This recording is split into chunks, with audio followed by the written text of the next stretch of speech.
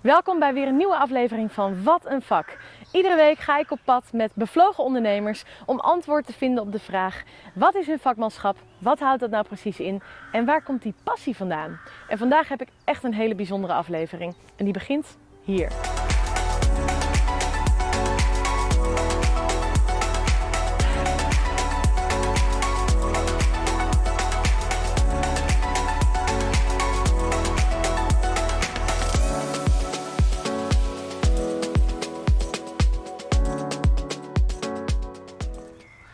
Iedere aflevering draai ik mee met een ondernemer in zijn of haar vakmanschap. En vandaag is dat met Jessica Monsma. En Jessica is uitvaartonderneemster. Zij is dat ongeveer 3,5 jaar geleden gaan doen en heeft zich gespecialiseerd in afscheid bij plotseling verlies.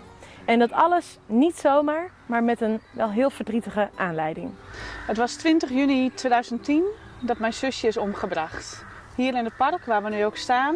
Eigenlijk staan we bijna letterlijk op de plek waar het is gebeurd. En die gebeurtenis heeft mijn leven toch echt wel helemaal op de kop gezet. Maar ook gemaakt dat ik ook een enorme carrière switch heb gemaakt. Ja. De dag dat het gebeurde, dat kun je je waarschijnlijk nog als de dag van gisteren herinneren. Hoe ging dat? Het was een mooie dag. Tenminste, de dag dat ik het hoorde. Dat is niet de dag dat het gebeurde. Het was een mooie zonnige dag, eigenlijk net als nu. En ik ging naar het werk op de motor naar Leeuwarden. En daar kreeg ik een telefoontje van mijn toenmalige man. Jessica, je moet gaan zitten. Op dat moment was ik totaal niet bezig met een dergelijk slecht nieuwsbericht. Dus ja, ik zat nog niet en ik zei nou vertel maar. En dat waren 3 woorden en dat was Suzanne is vermoord. Je zusje is vermoord, om het leven gebracht hier in Dokkum. Ja. En dat, afschuwelijk. Wat gaat er dan door je heen als je dat hoort? Heel veel vragen, waarbij toch ongeloof wel het eerste is. Is het wel echt Suzanne? Klopt het wel? Wat is er dan gebeurd en wie heeft het gedaan? Maar ook heel veel boosheid en echt woede.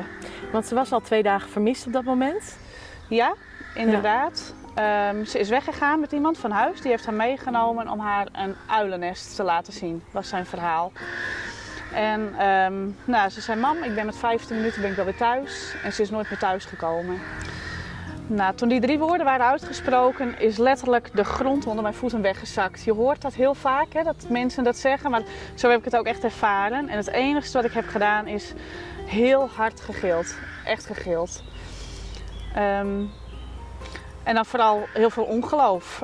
En nu dan? En ik was op de motor naar het werk gegaan. Mijn toenmalige schoonvader is bij mij gekomen en die heeft mij meegenomen naar het huis van mijn vader. En op dat moment waren daar rechercheurs aanwezig om iets meer te kunnen vertellen over de toedracht. Ook al was er nog ontzettend weinig bekend. Ja. En dan ga je een hele roerige tijd in, denk ik. Er gebeurt van alles, er moet van alles uitgezocht worden. Ja. Kun je ons meenemen in die tijd? Ja. Je krijgt met meerdere instanties te maken. Ik had het net al over familierechercheurs. Wij hadden ook slachtofferhulp. En 2 uitvaartbegeleiders die ons gingen begeleiden in het proces om naar een afscheid toe te gaan werken. De eerste dagen was haar lichaam nog niet binnen. Ze is voor onderzoek geweest naar Rijswijk. Ja, dat moet worden vrijgegeven, denk ik. Dat moet worden vrijgegeven. En ook al weet je dat het waar is en ook al weten ze zeker dat het Suzanne is, die eerste dagen is er toch altijd nog hoop.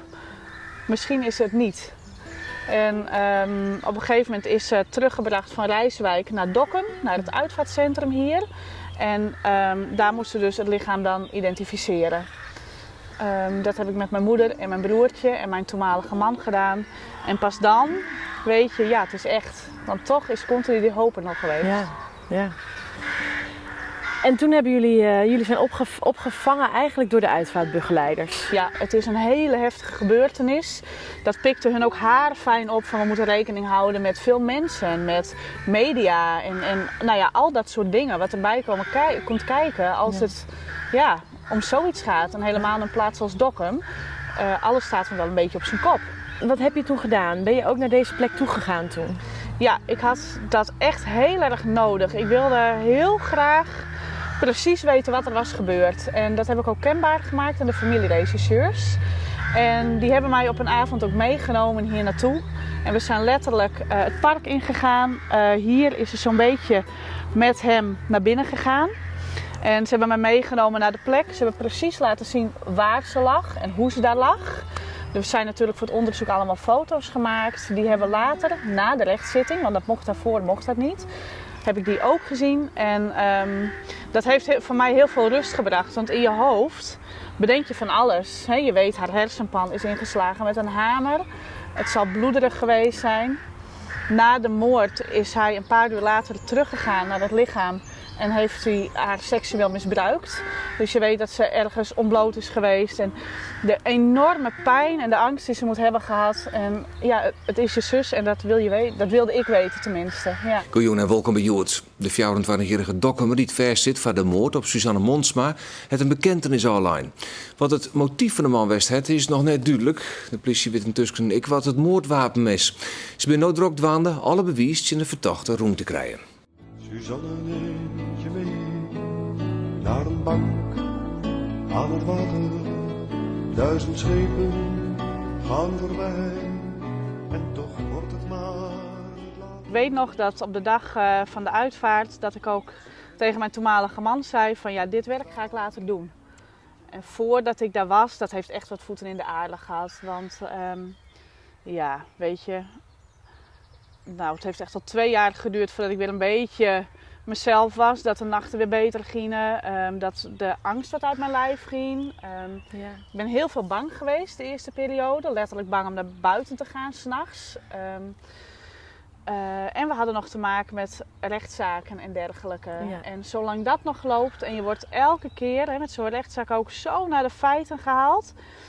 Zolang dat proces nog was, is het mij nooit gelukt om verder te kijken in mijn leven. Dan kun je het dat ook nog niet afsluiten. Niet in. Nee. En toen je dat eenmaal wel kon afsluiten, toen heb je de draad weer opgepikt met je normale werk, je gezin. En toen uiteindelijk kwam daar het moment dat je dacht, hé, ik wil toch hier iets mee gaan doen. En zo is het ook gegaan. Ik heb me omgeschoold bij gaandeweg uitvaartopleidingen. En eigenlijk ook direct na de opleiding ben ik mijn onderneming gestart. Ja. En je bent aan de slag gegaan als uitvaartondernemer, maar je hebt je eigenlijk direct gekozen voor een speciale richting. En dat is de richting van plotseling verlies. Ja, dat klopt. Wat maakt plotseling verlies nou zo anders dan verwacht verlies? Of? Nou, sowieso heb je te maken met die eerste shock en het trauma waar je mee te maken krijgt. En ik ben ervan overtuigd, wanneer je op dat moment goede begeleiding krijgt en je wordt goed bewust gemaakt van wat er aan de hand is, maar ook dat er iemand meedenkt in wat kunnen we nu gaan verzamelen, wat later een fundament kan zijn om je leven opnieuw op te bouwen. En daar heb ik me gespecialiseerd. Ik heb ervoor contact gehad met veel nabestaanden van plotseling verlies. En daar ook onderzoeken in gedaan. Contact met slachtofferhulp, met de rechercheurs van destijds. En zo geloof ik dat ik daar een heel verschil in kan bieden, ja. Ja, want plotseling verlies, dan moet je denken aan dus, zoals nu moord, maar ook zelfmoord of een ongeval. Of wat kan er nog meer zijn? Maar ook een hartstilstand. Het kan ook lichamelijk falend zijn. Ja. Wanneer het gaat over moord of doodslag heb je natuurlijk een heel gerechtelijk proces erachteraan. Maar wanneer iemand bijvoorbeeld een hartstilstand krijgt, die is ook gewoon 's ochtends van huis gegaan. Heeft zijn vrouw nog gedag gezegd, of misschien helemaal niet, dat je met een beetje mot van huis bent gegaan en opeens is dat weg. Ja. Dus die shock die is hetzelfde. En ik geloof ook nooit zozeer in leedconcurrentie. Hè, van als je dit meemaakt, dat is heftiger dan dat. Nee. Daar geloof ik niet in. Jij hebt te maken met die shock. Ja. En vanaf dat moment moet je opnieuw verder. Precies. Maar alleen bij plotseling verliezen is gewoon de manier van hoe je ermee omgaat toch anders dan als je uitgebreid afscheid hebt kunnen nemen. Ja. Begrijp ik dat goed? Ik gun iedereen een andere begeleiding. Maar nogmaals, ik zeg niet dat het een erger is dan het ander. Wat zijn eigenlijk de situaties waarin jij op je allerbest bent? Dat klinkt raar, maar dat zijn toch families die met shock te maken hebben. Waarbij het heel heftig is. Soms families, kijk, elk huisje heeft zijn kruisje. Met ingewikkelde familiebanden. Dat zijn situaties waarin ik op mijn best ben. Mensen die hun hart letterlijk durven te openen. Waar ik dichtbij kan komen. Ja, dan krijg je de mooiste en puurste uitvaarten. Prachtig. Heel betekenisvol wat je doet. Echt waar, ik ben er van onder de indruk. En ik ben heel blij dat je dit verhaal met ons wilt delen. Is Suzanne begraven of gecremeerd? Suzanne is begraven op Lindenhof hier in Dokkum.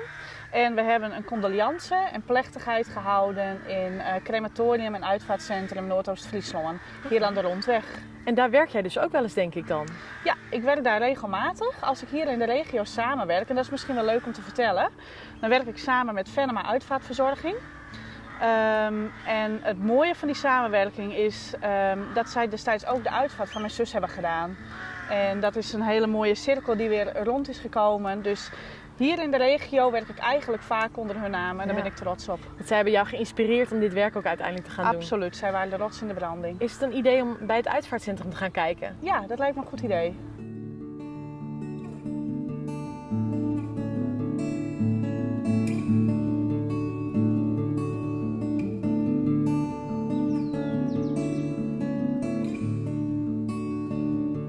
Nou Jessica, we zitten hier op een voor jou ook bijzondere plek. Kun je vertellen waar we zijn? Ja, nou we zijn hier in het uitvaartcentrum Noordoost-Friesland. Hier is mijn zusje destijds is de plechtigheid geweest van haar uitvaart. Vrienden hadden hier gelegenheid om afscheid te nemen. En daarna zijn we naar de begraafplaats gegaan, naar Lindenhof. Maar dit is de plek waar we afscheid hebben genomen van mijn zus.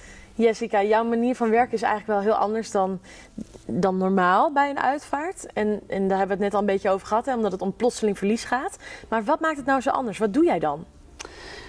Ja, dat is misschien een beetje raar om dat over mezelf te zeggen, maar ik kom gewoon als mens binnen. En omdat ik als mens binnenkom, soms met een vlek in mijn shirt of weet ik het, open ik ook de harten van mensen. En daardoor durft men ook open te zijn, want niemand is perfect.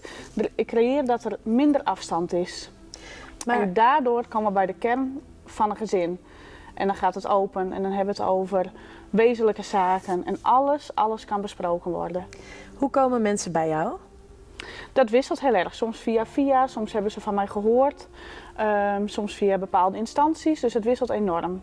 Ja, en dan krijg je een telefoontje en dan moet je eigenlijk alles laten vallen, denk ik. En dan moet je er naartoe. Ja, klopt. Waar het ook is. In wat is je werkgebied?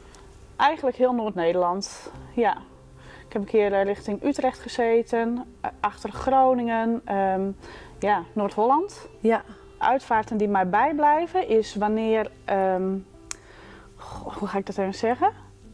De uitvaarten die blijven hangen is de uitvaarten waar echt het gevoel bij zat. Dat je aan alles voelt, dit klopt. En degene die nu daar is, die heeft misschien wel mee zitten genieten van wat hier is gebeurd. En van de kracht van de nabestaanden. En ja, dat zijn de uitvaarten die maar bijblijven. En dan is het niet zozeer dat overal maar live muziek bij moet. Of dat overal een koets bij moet. Of dat overal allemaal toegevoegde elementen. Daar zit de kracht helemaal niet. De kracht zit in het feit dat het echt klopt. Dat je echt weet van ja, en dit is het gewoon. De woorden kloppen, de sprekers kloppen. De familie voelt zich op zijn gemak. En ze kijken echt terug op een fijne dag van afscheid. Hoe verdrietig het ook is.